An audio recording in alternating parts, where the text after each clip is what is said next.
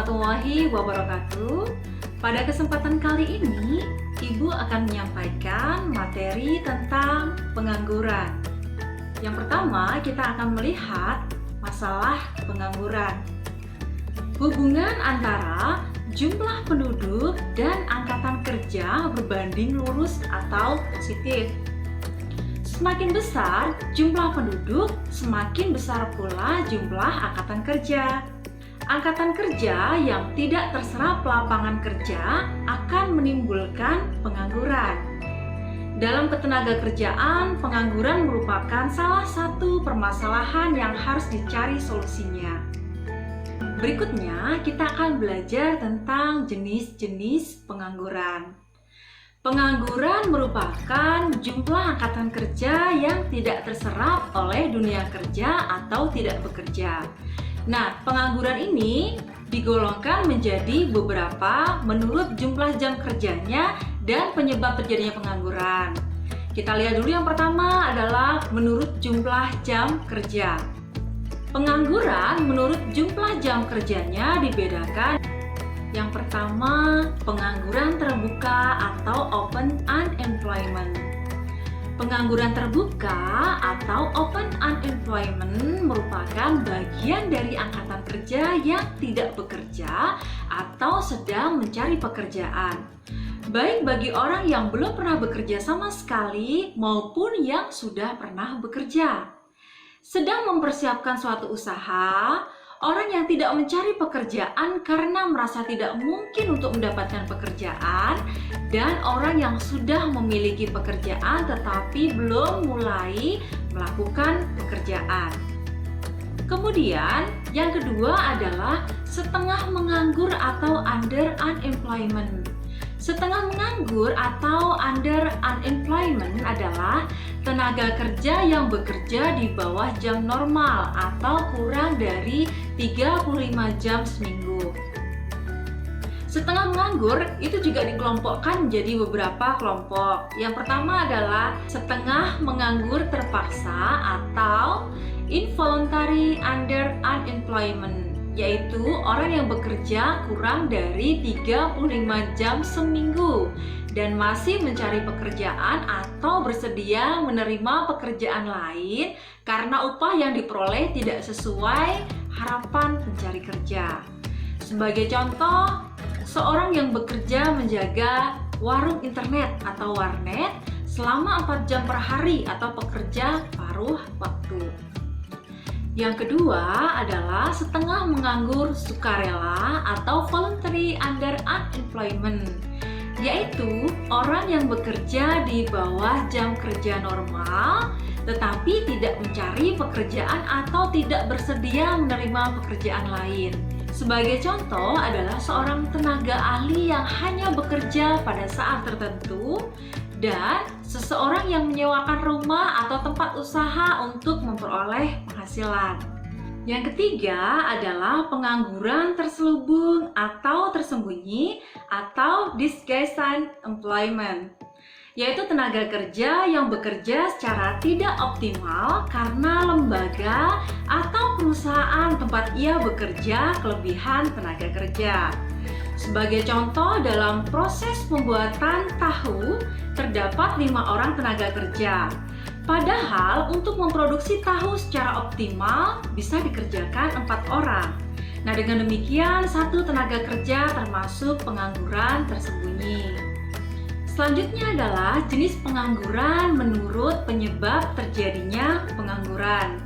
Yang pertama adalah pengangguran konjungtur atau cyclical unemployment.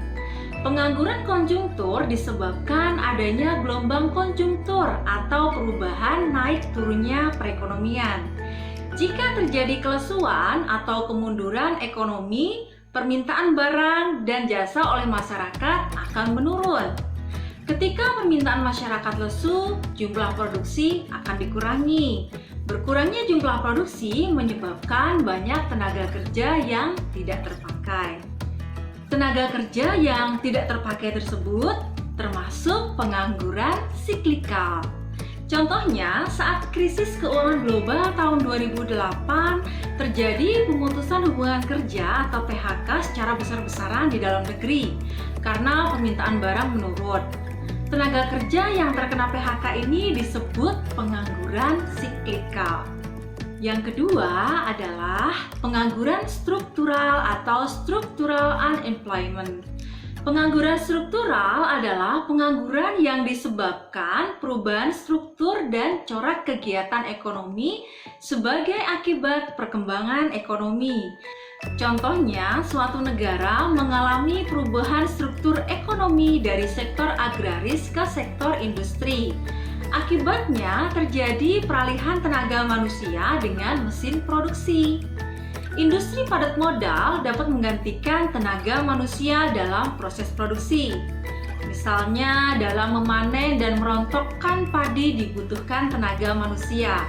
Nah, saat ini manusia menggunakan mesin potong dan perontok padi dalam proses panen. Kemudian, yang ketiga adalah pengangguran friksional atau frictional unemployment. Pengangguran friksional atau transisional atau peralihan itu terjadi karena adanya perpindahan tenaga kerja dari satu sektor ke sektor lain atau dari satu pekerjaan ke pekerjaan lain. Pengangguran ini biasanya bersifat sementara yang disebabkan kesenjangan waktu, letak geografis, dan informasi lowongan kerja. Pengangguran friksional itu juga disebabkan adanya keinginan dari pencari kerja memperoleh pekerjaan yang lebih baik, menantang, dan menunjang karir. Nah, yang keempat adalah pengangguran musiman atau seasonal unemployment. Pengangguran musiman terjadi di sektor pertanian karena terdapat masa tunggu antara musim tanam dan musim panen. Pengangguran musiman juga terjadi pada sektor bangunan. Saat ada permintaan proyek pembangunan rumah, tukang bangunan akan bekerja. Ketika proyek selesai, mereka akan kembali menganggur sebelum mendapatkan pekerjaan selanjutnya. Yang kelima adalah pengangguran teknologi atau technological unemployment. Ilmu pengetahuan atau teknologi atau iptek yang maju mendorong suatu perusahaan menggunakan teknologi modern. Penggunaan teknologi produksi menyebabkan banyak tenaga kerja yang tidak terpakai. Nah, deskripsi inilah yang menunjukkan adanya pengangguran teknologi. Selanjutnya, kita akan belajar tentang dampak negatif pengangguran. Pengangguran dapat memberi dampak negatif bagi pembangunan suatu negara. Apa saja dampak negatif pengangguran? Yang pertama adalah permintaan dan penawaran agregat menurun. Masyarakat dalam kondisi menganggur tidak memiliki penghasilan untuk membeli barang ataupun jasa. Kondisi ini akan menurunkan permintaan barang atau jasa secara agregat. Jika permintaan agregat menurun, perusahaan akan mengurangi jumlah barang atau jasa yang ditawarkan. Kebijakan ini menyebabkan turunnya penawaran barang atau jasa secara agregat. Dampak lebih jauh dari penurunan penawaran agregat adalah pertumbuhan ekonomi akan turun karena jumlah produksi barang atau jasa secara nasional menurun. Dampak yang kedua adalah penerimaan negara menurun. Pengangguran menyebabkan pendapatan nasional secara real lebih rendah daripada pendapatan nasional potensial. Selain itu, pengangguran dapat menurunkan penerimaan pajak penghasilan. Besar kecil pajak penghasilan yang diterima suatu negara dipengaruhi jumlah tenaga kerja yang bekerja di sektor formal. Jika tingkat pengangguran tinggi, penerimaan negara atas pemungutan pajak penghasilan akan menurun. Akhirnya, pelaksanaan pembangunan nasional akan terhambat. Dampak yang ketiga adalah tingkat kesejahteraan menurun. Keadaan menganggur mengindikasikan seseorang tidak memperoleh pendapatan untuk memenuhi kebutuhan hidup. Ketidakmampuan memenuhi kebutuhan hidup mengakibatkan penganggur sulit untuk hidup sejahtera. Dampak yang keempat adalah angka kemiskinan meningkat. Pengangguran berpotensi meningkatkan angka kemiskinan. Seseorang yang tidak memiliki pekerjaan akan sulit memenuhi kebutuhan hidup. Kondisi ini mengakibatkan jumlah masyarakat miskin bertambah. Dampak yang kelima adalah biaya sosial meningkat. Kegiatan ekonomi yang lesu dan tingkat pengangguran yang tinggi berpotensi meningkatkan angka kriminalitas. Sulitnya mendapat pekerjaan dan penghasilan yang cukup untuk memenuhi kebutuhan hidup mendorong seseorang mencari uang dengan segala cara. Tindakan tersebut dapat mengganggu kepentingan dan ketentraman orang lain, serta termasuk perbuatan melanggar hukum. Pemerintah harus menyiapkan anggaran lebih untuk menanggulangi gejala sosial tersebut guna memberi kenyamanan kepada masyarakat. Selain itu, masyarakat harus menyiapkan anggaran khusus untuk mengantisipasi tindak kriminalitas. Nah, selanjutnya kita akan belajar tentang upaya mengatasi pengangguran. Ada berbagai cara untuk mengatasi masalah pengangguran. Nah, berikutnya Ibu akan menyampaikan upaya mengatasi masalah pengangguran berdasarkan penyebabnya. Yang pertama adalah upaya mengatasi pengangguran struktural.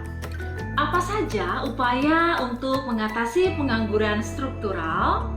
Upaya mengatasi pengangguran struktural antara lain menyediakan pendidikan dan pelatihan sebagai bekal bekerja pada struktur ekonomi yang baru.